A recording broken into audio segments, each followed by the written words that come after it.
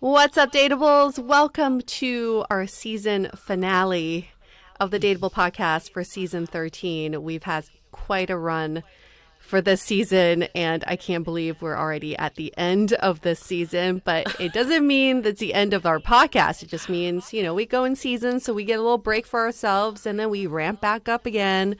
This is not a goodbye. It's just more of a see you next year.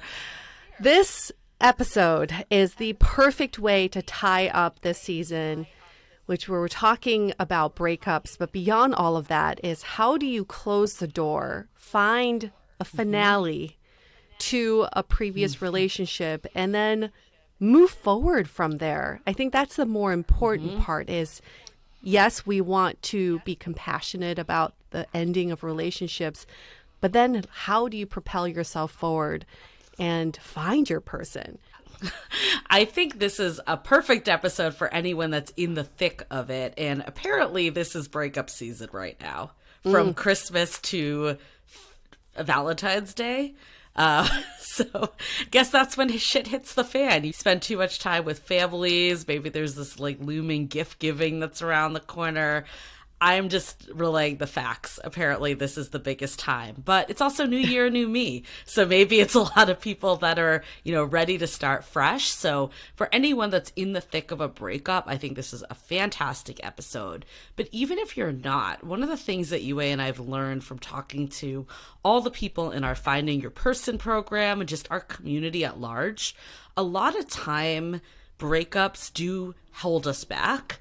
And whether maybe you think you're over your ex, but I think what we see a lot is this fear that creeps in, a fear of getting hurt again, a fear of making the same mistakes. And all of that is sometimes buried very deep. And we've had to see that we pull out 4 layers before we actually get to that being the real root cause of what people are back or what's holding people back. It's not the dating apps. It's not, the surface level things. It's usually something much deeper. So I think this episode is a phenomenal way to maybe get ahead of it too. Even if you're not in that position. I know even for me that, I'm in a very happy relationship, and one of the things that I do fear, and I don't think this is going to happen per se, but I think just, my fear of abandonment from schemas, there's always this fear of, will this end? And I think we just never know. But the alternative is not getting into a relationship. That doesn't seem like the best way to deal with that fear either. So I think what Dr. Gladys Otto, who is our guest today, talks about is, creating that narrative, even if you're not in the current position, that a breakup doesn't have to be what we think of doom and gloom. And when you zoom out of the fear of breakups and the fear of things ending, it's really just the fear of change. We only we know what we know, and we are comfortable in the person we used to know, the relationship we used to know, and we fear the unknown. How do we know that this change is going to be good for us? And this episode is really about being brave enough to face the change and to know that your next step is going to bring you closer to what you want and not detract you from what you were not getting in that previous relationship. Yeah, I think what I've really come to terms with too is, we always say this, the only person you can control is yourself. I mean, it's a scary thought that in reality, someone could change their mind any day about something. That's regardless of what relationship you're in. That is just real life, even if you're married. And I think the only thing that we can really do is be secure enough with ourselves and happy enough with ourselves that we know that we'll be able to pick ourselves up if there was something that happened and changed in our relationship. And I think there's a lot of empowerment that comes with that, because it takes the fear away. And it's if, God forbid, I broke up with my boyfriend, I would obviously miss hanging out with him and being with him, but I do feel that I've built a life that I'm happy with, that I don't think I would be destroyed, I guess. Yeah. And something that Gladys will teach all of us in this episode is how to face the ending head on versus trying to avoid it. A lot of us don't like to talk about death or divorces or breakups. And she is really a proponent in saying, let's talk about it openly and map out what a good ending would be. Now, to me, Julie, you know what a good ending is? What happened to Mr. Big, okay? I think that's the best ending you could possibly get from Mr. Big. No spoilers here, but you may have seen all the articles that have been out about the new Sex and the City reboot. Come on, that is the best ending to Mr. Big. I think a lot of women, you know, definitely held on to this idea that eventually I can win this person over. Yeah. I certainly did. And that came from this, that eventually would all work out, even if they treated you like shit. I don't think Aiden was right for her either. I do think you need the banter to some degree because this is your life partner at the end of the day.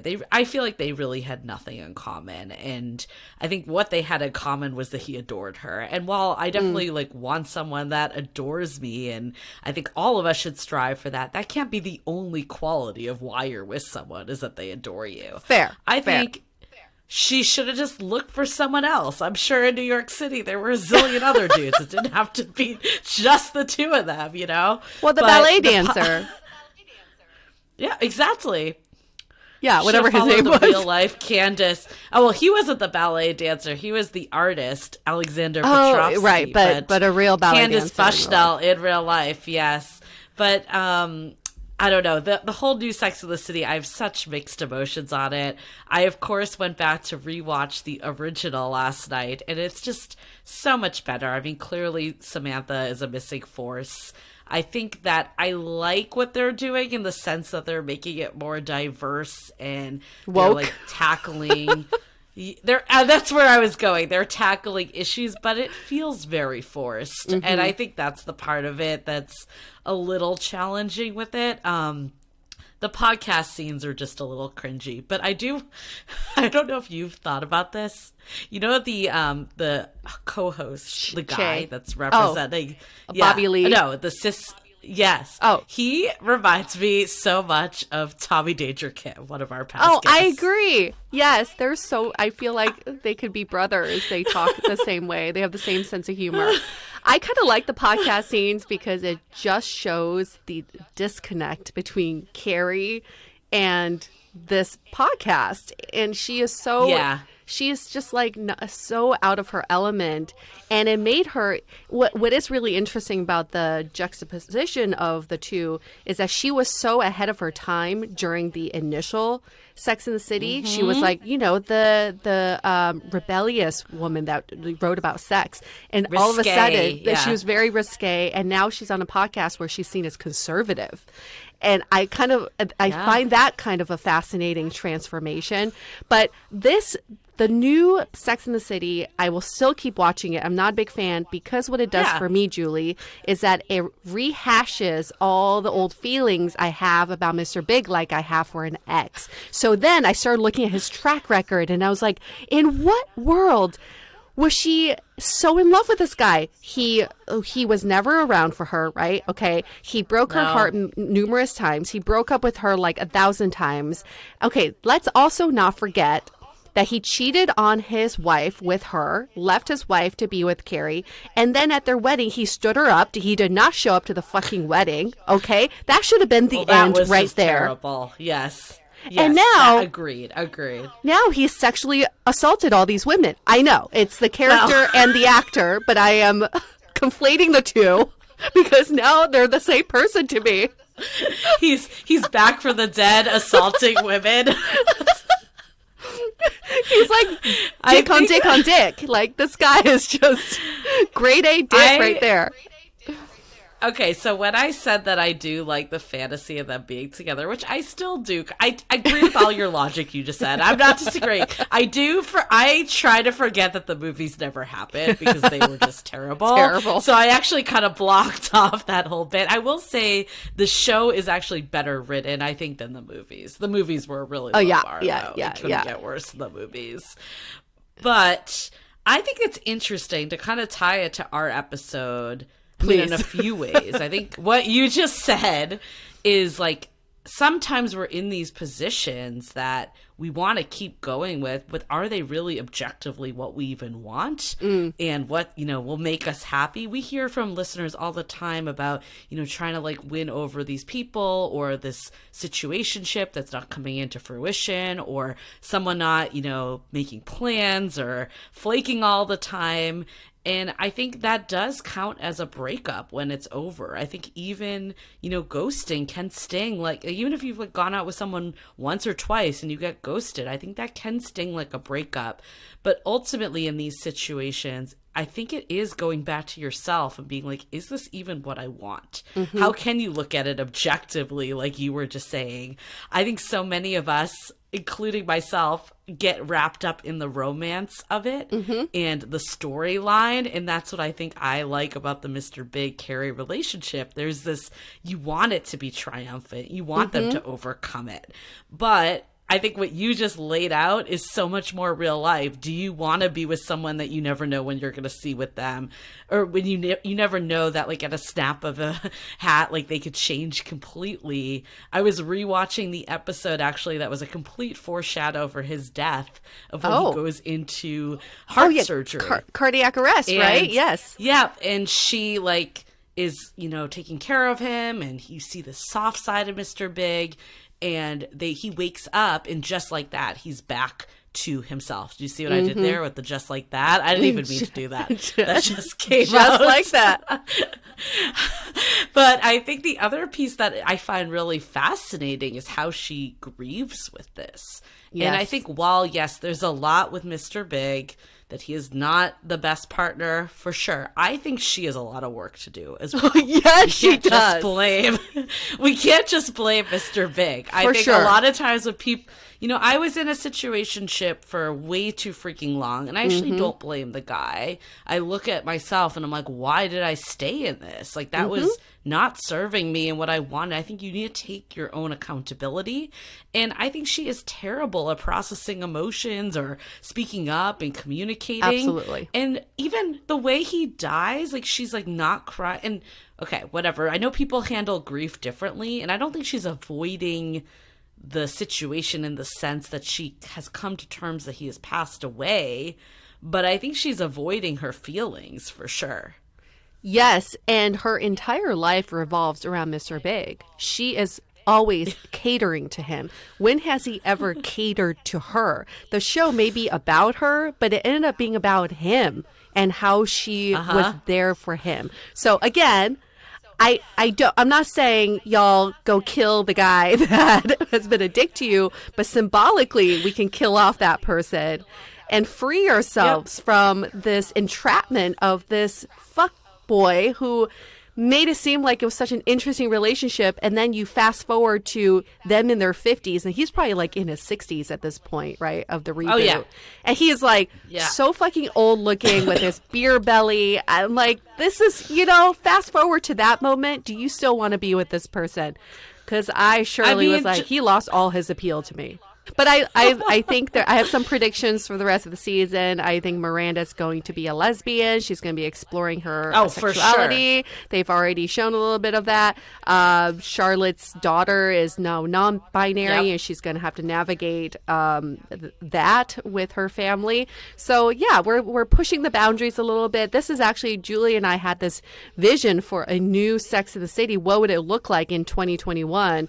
And that's pretty much how we pictured it, except with younger people. Sorry, we did not have 50-some-year-old characters in our idea. I think, and Carrie is definitely going to be back on the apps. That's part of why they killed Mr. Big. That would be fascinating. Well, Aiden's They're coming back. Like what a... Oh my God, is he? Yes, he is. No, I don't know for sure. You don't know that, yeah. I don't know. I think she needs to go out on Tinder and find someone new. That's my feel. Well, I like to look through Aiden's Instagram and see if he's had any work recently, and he hasn't. So he's definitely making a comeback, just so you know. Whatever his real name is. I love that Eddie John Corbett or something, yeah. Oh, his name is John. Not a Sex of this... Yeah, anyone that's not a Sex and the City fan is probably just like, what the fuck are you guys talking about? But I would go on a gamble that a lot of our listeners are OG Sex and the City fans. Oh, yeah. Even my boyfriend's like super into what's going on right now. Yeah. And he never even Mine really watched. too. It's great. Mine too. He's like, this is terrible, but I'm going to keep watching. Yeah. Yes. Yes. Everyone I've talked to is the same boat. It's like, we acknowledge this is horrible. This should never have been made, but we are still in for it. I am so on board with it. I lost my I lost my power, or sorry, my internet. Like, I lost my internet like all day yesterday.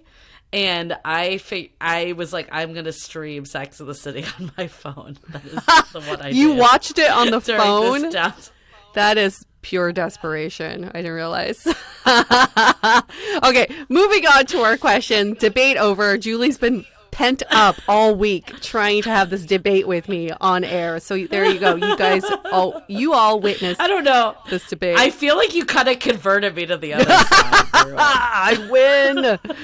I win. No, you can't argue with fuckboy. Like, that's just no one's gonna be like, he was a very nice young man. No, he was not. It's that fantasy side of mine coming through. Sometimes I know. You can just be the realist. Yes, I will shake the big out of you if that time ever comes. Okay. We're gonna move on to some announcements. So like Yue said, this is our season finale, but don't worry, we will be back starting in January. We will be taking 1 week breather over the holidays, so no worries. We will be back the first Wednesday of January. If you're not subscribed already, make sure to hit subscribe so you can get it Tuesday night, right when the episode drops. And if you are, there's usually a little delay, so if you're not subscribed, sometimes it takes longer to get that episode, so get on it. The other piece is send it to a friend. You know, there's always an episode in our back catalog that is exactly what someone needs to hear in the moment that they're in. We guarantee this episode about processing breakups is probably super relevant either to you or to someone you know. So, you know, send the love around and share this episode out.